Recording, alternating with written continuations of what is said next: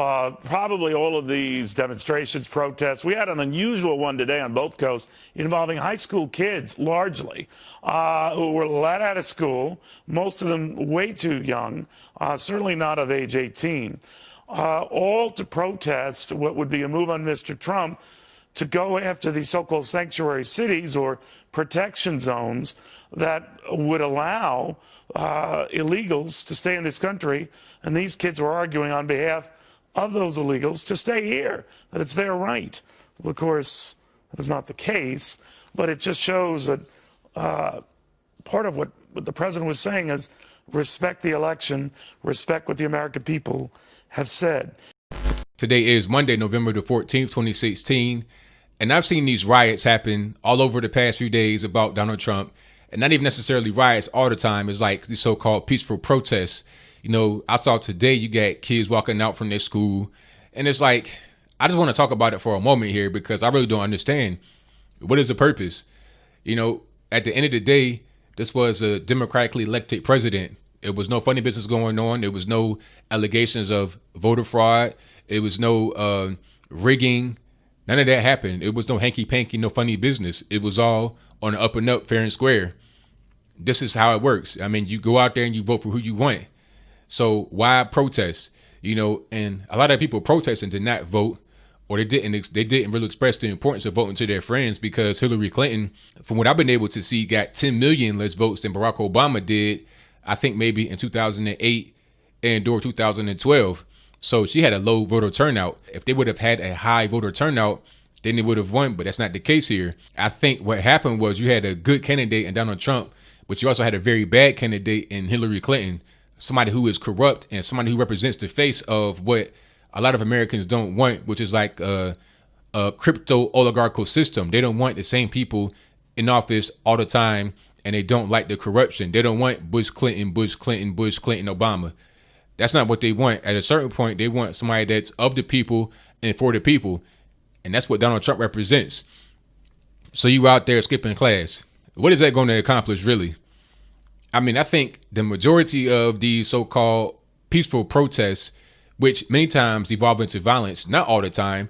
A lot of these kids that are skipping school are not getting into violence, but a lot of the people out there that are the paid professional hardcore stomp down protesters, which really just paid rioters by the George Soros affiliated people of the world, those people get into the violence. But a lot of these school kids do not get into the violence. But I think the driving force behind it is just a group think mentality, wanting to be part of something, wanting to be down, as they call it. You know, you see somebody out there organizing the protest, and you want to be part of it. You want to be you want to be included into the in crowd. So you see 100 people going out there, they're on their social media, they're on Snapchat, whatever. Hey, I'm out here in the crowd, et cetera, et cetera. You want to be part of it. It's a social media frenzy. It's like the mannequin challenge. People out there freeze framing and everything else is because they want to be part of something, not because they even really enjoy it. They just want to be part. It's a herd mentality. It's a group think mentality. It's a tribalistic type of way of behaving. That's all it is. And at the end of the day, it won't get anything accomplished, and it'll die down eventually. You know, after it stops becoming a fad. It's like Pokemon Go. At one point, Pokemon Go was like, it was revolutionizing the gaming industry. People talking about building whole models based upon the Pokemon Go system. It was like the talk of the gaming community, the talk of the whole world at one point, but now it's gone. It's completely gone. And what happened? It just got old.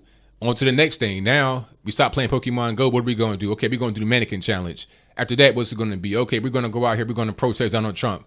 After that, what is it going to be? Or we're going to do a set a body on fire in a tub challenge. You know, it's always something new. We live in a generation where everything is about instant gratification and disposable things, disposable trends, disposable people, right? If you're upset at one person, they could be the scum of the earth for a period of time. But after a little while, it'll die down, and then someone else takes that role. I saw that on Black Mirror, where they had what was that? The Hated in the Nation, where they had this whole thing about a trending hashtag that was, I don't want to spoil it for anybody that has not watched it, but people really had hate campaigns going for one individual person that they were mad at the time, and it always changed. That's what's going on here. If it ain't Trump, it's going to be climate change. If it ain't climate change, it's going to be the banking industry or something like that. It's always going to be the bad guy. It's always going to be the next trend. It's always going to be the next fad. The fad right now is the mannequin challenge, and also protesting and rioting, walking out on the interstate. Matter of fact, when I saw the whole thing with the interstate happen, when I saw people just flood the streets of different cities and just block roads, I knew that it would be a trend and it would catch on. Number one, it's like an empowering thing. People are all together. It's like going to a concert. It's like a powerful group of people that just coming together. Not powerful as far as being able to make anything change, because it won't, but powerful as far as being able to send a message to say, hey, we out here. Look at us. We're out here and we're doing something allegedly. This is what people talk about when they say, well, what are you doing? If you complain about a problem that happens in the black community or in America in general about illegal immigrants or the crime thing, they say, well, what are you doing? That's what they want you to do. They want you to go out there and be part of mindless and brainless activity, right? To so-called fight against the power. Meanwhile, they won't do anything to help. It's a herd mentality. It's a group mentality. They just want to be out there just to be seen, just to get attention, and that's it. So I think that this will be going on for a little while longer. I'm not quite sure how long. Maybe a few days, few weeks.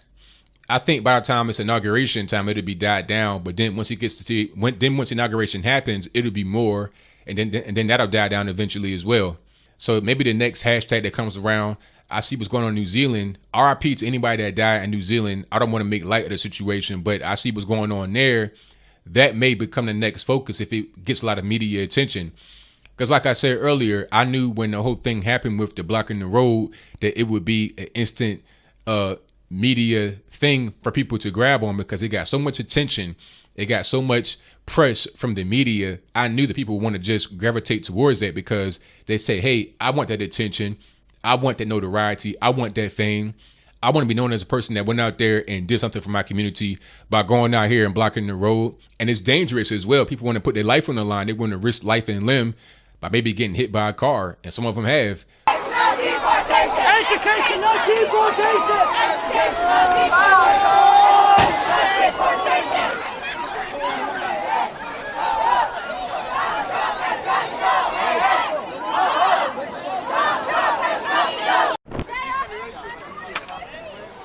Get over here! Guys, get over here! So it's like something, they feel like they're really part of something. It's the same thing going on with the pipeline stuff in North Dakota, because if you look at a U.S. map, there's pipelines everywhere and nobody really complains about it. But all of a sudden now, there's one pipeline that's a big complaint. Now, I'm not saying that there aren't any legitimate fears of a pipeline bursting, yes, but there's always a legitimate fear. I mean, you got airplanes that are very dangerous that theoretically could crash and kill everybody on board and anybody that's below the actual crash zone. However, you got 30,000 planes that take off and land every day without any kind of incident, and it's all good. Nobody talks about that, but anytime there's a plane crash, it could be one plane crash within 5 years. It could be another one. Now all of a sudden they want to say, oh, it's a crisis with the airline industry. But there accidents will happen. I think with the oil pipelines, you rarely hear about any kind of catastrophic oil leaks or spills or anything like that. So I think that it'll be fine in the end. And I think the majority of any kind of outrage online comes from people that come there to take advantage of it to make themselves feel better. Like Will Smith's daughter. I think Willow Smith is up there. A lot of other so-called celebrities are up there to take advantage of the situation, to make themselves feel like they're doing something to help the community, but they're really not. That's pretty much all I got to say for it. What do you think? Do you think that these protests will continue in perpetuity, or will they have like a finite expiration? You know, maybe after a little while. I'm not really sure how long, a few days, a few weeks. I'm not really sure. But do you think they will eventually die down once it no longer gets the kind of attention that they desire? Or do you think that they'll rise up every now and again?